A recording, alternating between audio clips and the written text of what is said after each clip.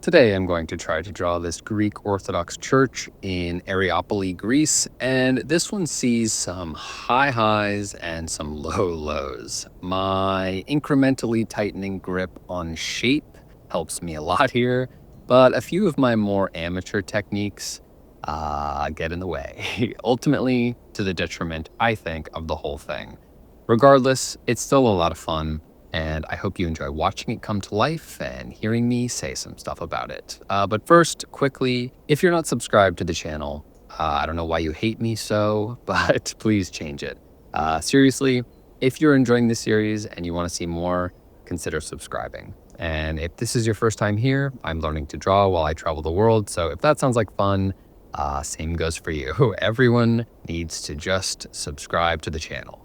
That'd be great. Okay, so starting off, as you can see, I've gone right for what I think makes the most sense, and that's the door. I could have started anywhere here, but the door makes for a pretty decent anchor, meaning I can use it to measure out proportions all over the rest of the drawing. After that, by using the door, I can build out the remainder of this bottom section of the church, and that leads me up to the top and so on.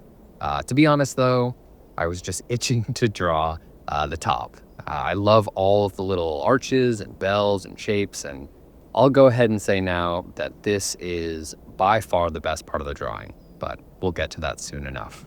So this is the last day of our little road trip down and around the peninsula. Last night, after leaving Monemvasia, we ended up in Gaithio, I think it's pronounced, which is this small town in the Mani Peninsula with a beautiful harbor and a quaint little promenade.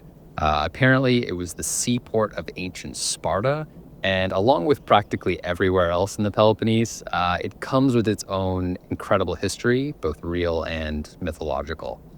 Anyway, like the previous night, we just showed up, parked our car, and asked if there was room for us at the first hotel we found, and there was. For a bargain, we got a great room with an amazing view over the harbor and out to the lighthouse. There was a near constant thunderstorm out at sea, which we viewed from our balcony, and we grabbed a nice slice of orange pie, which is a traditional Greek dessert, and the oranges are largely grown in this exact region. Today, after leaving Gaithio, we had two vague ideas of where to go. One of which was Cardamili. Again, the mythological significance of this place is incredible. And even though I have read Homer's Iliad, which this place does make an appearance in apparently, I only remember it from Richard Linklater's Before Midnight.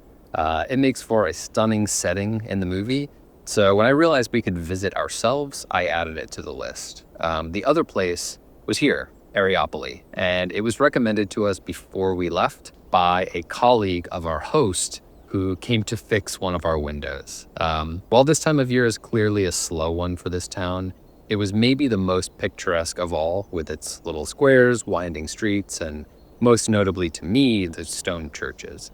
This one is, and forgive the pronunciation, the Church of Panagia and Agios Haralambos. Oh my God, I'm so sorry.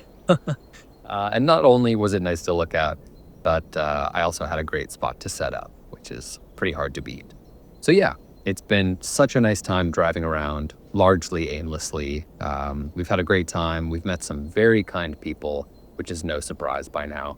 And, you know, other than missing the whole point of visiting Monemvasia, I would say everything has gone pretty smoothly, and I would highly recommend it.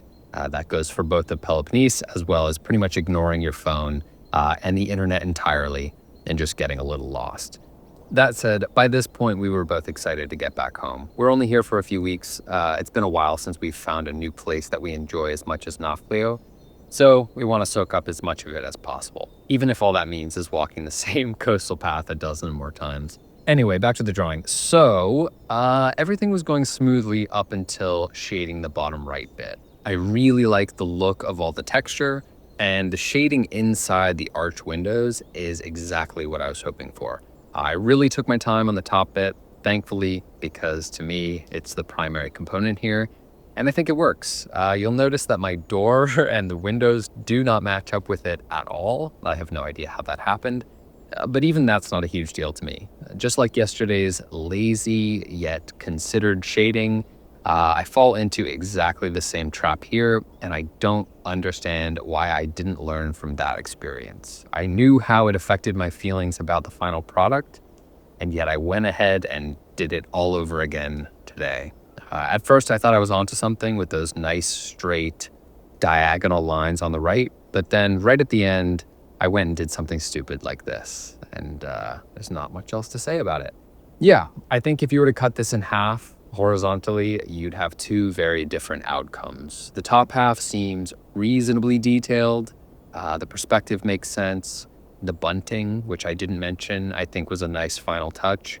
But the bottom half is where this starts to fall apart. The middle is fine, but that awkward left side makes it look like the perspective is wrong, even though it does kind of look like that in real life. And the bottom right is a real mess. As usual, the shading is a high hurdle for me, but hey, I'm glad I'm getting the practice in, even when it sometimes feels entirely detrimental. Anyway, do you like it? Would you change anything? Is there something you'd do differently with the shading? I sure hope so. Let me know in the comments, and I appreciate you for taking the time to watch this one, and I'll see you tomorrow. Thanks.